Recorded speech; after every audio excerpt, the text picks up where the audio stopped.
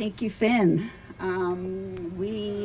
Our next speaker is also a high school student, right? And her name is Tierney, and I can't pronounce your last name, I'm sorry.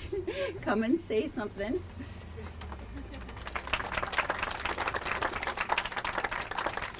My name is Tierney Vlugt. I'm 14 years old and a grade 9 student. I'm going to share with you one of the worst days of my educational career.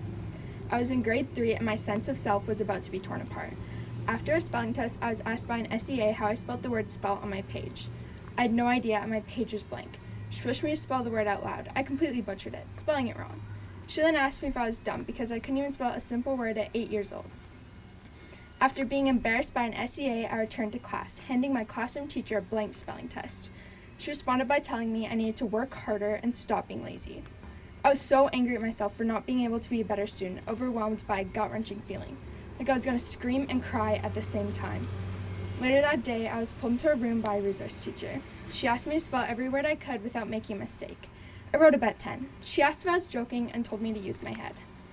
I went back to class and sat at my desk. My chest was heavy, like I couldn't catch my breath.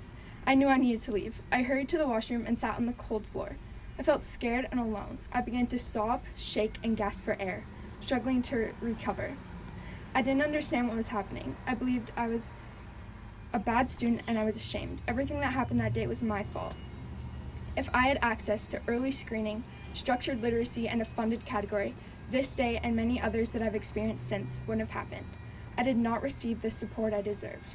I did not deserve to be illiterate. Thank you.